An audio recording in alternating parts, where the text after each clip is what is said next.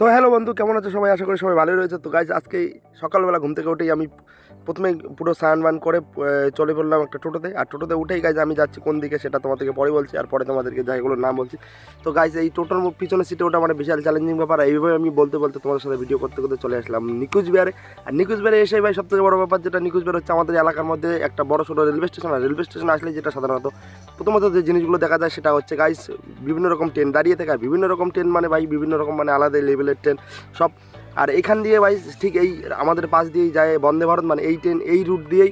তো গাইজ এবারে যেটা মেন কথা হচ্ছে গাইজ, আমি এখানে একটু ব্লগিং করার চেষ্টা করেছিলাম। আর ব্লগিংটা কোনোভাবেই হয়ে উঠতে পারছিল না, কারণ এখানে বিভিন্ন রকম অনেক রকম নয়েজ।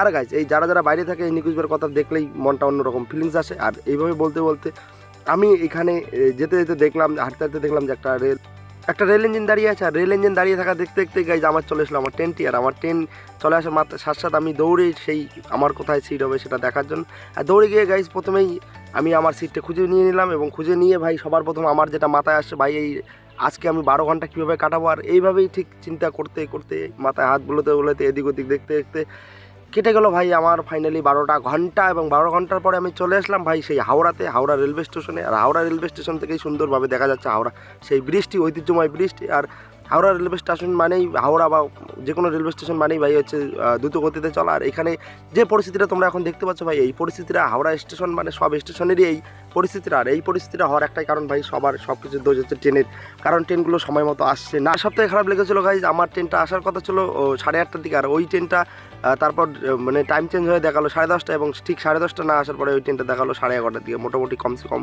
5 ঘন্টা লেট হয়ে আমি পুরো বিরক্ত হয়ে বসে পড়েছিলাম। এবং তারপরে আমি ডাইরেক্ট চলে আসলাম সেই ট্রেনে। আর ট্রেনে এসে ভাই সর্বপ্রথম সিট নেই, তাড়াহুড়ো করে এদিক ওদিক করে ভাই লাস্টে দাঁড়িয়ে থেকেছিলাম। এবং এরপরে আমি কোথায় যাচ্ছি, কী করছি, কিসের জন্য যাচ্ছি, সব তোমাদের কাছে শেয়ার করব। তো তোমরা আমার ভিডিওটা পুরোটা দেখবে এবং স্কিপ করবে না, কারণ একটা নতুন জায়গা, নতুন একটা পরিবেশ, নতুন একটা এক্সপিরিয়েন্স।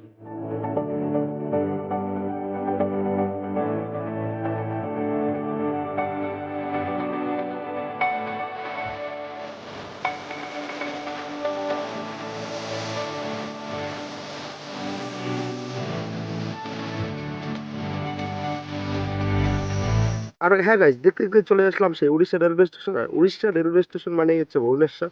আর ভুবনেশ্বর জায়গাটা খুব সুন্দর এবং খুব ভালো লেগেছিলো আমাকে প্রথমবার গিয়েই। এবং তারপর আমি সেই প্ল্যাটফর্মে বসেই ভাই একটা মানে ভিডিও শ্যুট করছিলাম, কারণ ভিডিও উড়িষ্যা আসবো, উড়িষ্যা ভুবনেশ্বরে আমি ফার্স্ট যাবো আর ভিডিও করবো না, এটা তো ভাই কোনোভাবে হতে পারে না। আর যেহেতু ফার্স্ট টাইম গেছিলাম তাই জায়গাটাকে স্মৃতিময় করে রাখার জন্য ভিডিওটা করেছিলাম।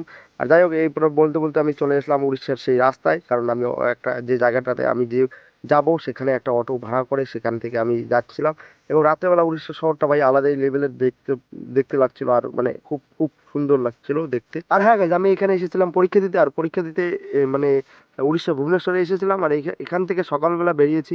এই বেরিয়েই পরীক্ষা দিয়ে এসেই আমি আমার হাতের মধ্যে যে সেখানে হোটেল রুমে চেক আউট করে আমি সোজা চলে গেছিলাম রেলওয়ে স্টেশন। আর রেলওয়ে স্টেশন গিয়ে মানে আমার হাতে টাইম খুব কম ছিল, তাই তোমাদেরকে ভিডিও করে দেখাতে পারিনি।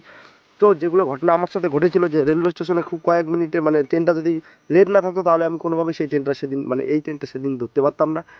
আর ধরতে না পারা মানে ভাই আমার সেদিনকার পুরো দিনটাই লস হয়ে যেত।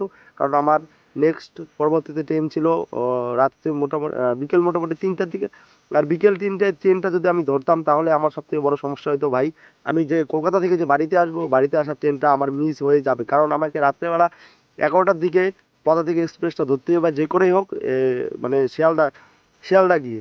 আর এরপরে আমি মানে সেই ট্রেনের মধ্যে 12 ঘন্টাটা পুরো মানে দাঁড়িয়ে কাটিয়ে দিয়েছিলাম। আর যাওয়ার সময় যেমন দাঁড়িয়ে গেছিলাম, আসার সময় ঠিক দাঁড়িয়ে চলে আসছিলাম, মানে একটা খুব খারাপ পরিস্থিতি হয়েছিল। আর এইভাবেই দাঁড়িয়ে গিয়ে ভাই একটা নতুন জায়গা, নতুন পরিবেশ, একটা নতুন পরিস্থিতির শিকার হয়েছিলাম। এবং সেই পরিস্থিতিটা কীভাবে আমি মানে করেছিলাম, নিজেকে কন্ট্রোল করেছিলাম। সেখানে 12 ঘন্টা ভাই দাঁড়িয়ে থাকা চারটিখানি কথা নয়। আর সেখানে দাঁড়িয়ে থাকাটাও আমার পক্ষে সম্ভব হয়েছিল, কারণ একটা নতুন জায়গা, আমি ভাই নতুন জায়গা বললেই আমি খুবই মানে সিরিয়াসলি হয়ে পড়ি। আর আমাকে খুব ভালো লেগেছিলো জায়গাটা। আর এইভাবে আর হ্যাঁ বন্ধু, বলতে বলতে চলে আসলাম আমি সাঁতরাগাছি। কারণ হাওড়ার আগের স্টেশন হচ্ছে সাঁতরাগাছি যে নামার একটা আমার উদ্দেশ্য ছিল, কারণ আমাকে যেতে হবে শিয়ালদা। আর হাওড়া থেকে রাত মোটামুটি 10টার দিকে কোনো রকমভাবে যাওয়ার পরিস্থিতি ছিল না, তাই আমি এখান থেকে বাসে চলে এলাম। এবং বাসে চলে রাত্রেবেলা সেই কলকাতার ভিউটা তোমাদের সামনে তুলে যাচ্ছে গাইজ। রাত্রেবেলা কলকাতাটা কতটা সুন্দর লাগে, মানে এতটা সুন্দর লাগে না ভাই, রাত্রেবেলা কলকাতা ভাই আলাদাই লেভেলের, মানে দিনের বেলা এমনিতেই তো আলাদা লেভেলের, কলকাতা তো আলাদা লেভেলেরই, কিন্তু রাত্রেবেলা ভাই কলকাতা আরও আলাদা লেভেলের, আরও সৌন্দর্যময় জায়গাটা দেখতে। অ্যাকচুয়ালি গাইজ আমার দ্বারা যতটুকু সম্ভব হয়েছে আমি যতটুকু ভিডিও করেছি। আর আমি এর আগে শুধু এইবার নয়, এর আগেও আমি কলকাতায় এসেছিলাম, কিন্তু এসে আমি সেরকম তখন কোনো ভিডিও বানাইনি। আর এবার আমি ভাবলাম যে যখন এসেছি ভিডিওটা করেই যাব। আর এরপরেই ভাই তোমরা যে এই ব্রিজটা দেখতে পাচ্ছ, এটা হচ্ছে ভাই কলকাতা নতুন হাওড়া ব্রিজ থেকে যে পুরনো সব থেকে পুরনো যে ব্রিজটা ভাই, এটা হচ্ছে সেই ব্রিজটা। কারণ তোমাকে সাঁতরাগাছি থেকে শিয়ালদা পর্যন্ত রেলওয়ে স্টেশন পর্যন্ত পৌঁছাতে গেলে এই ব্রিজটা ক্রস করতে হবে। আর এই ব্রিজটা ভাই আলাদাই লেভেলের, কারণ দিনের বেলা সবাই বলছিল, বাসে থাকা সবাই বলছিল যে দিনের বেলা এটা আলাদা লেভেলেরই দেখা যায়। আমি রাত্রেবেলা উঠেছিলাম, তাই সেরকম কিছু ভিজিবিলিটি পাইনি। আর তারপর গাছ আমি চলে গেলাম সেই রাত্রেবেলায় সেই কলকাতা শহর ভাই, মুগ্ধময় শহর।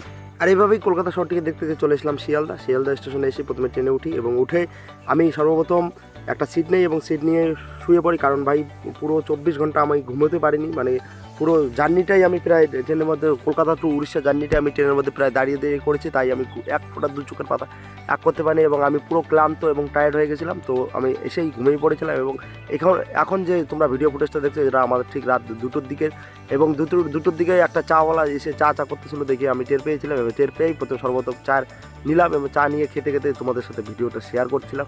এবং তারপরে গাইস আমি চলে আসলাম সকালবেলা, এবং সকালবেলা এসে ভাই ট্রেনের মধ্যে সুন্দর কিছু দৃশ্য, মানে সবাই ঘুমোচ্ছে, যাই হোক যেটা করে ভাই একটা চাওয়ালা আসলো, আমি চা নিলাম। কারণ ভাই আমি ট্রেনের মধ্যে মানে এত সহজে অন্য কিছু জিনিস খাই না চা ছাড়া, কারণ আমাকে ট্রেনের মধ্যে অন্য কিছু জিনিস খেতে আমি ইন্টারেস্টেড নই, শুধু চাটাই খেয়েছিলাম। এভাবেই দেখতে দেখতে চলে এসেছিলাম আমার মানে বাড়ির কাছে, মানে নিকুচবিহার শহরে।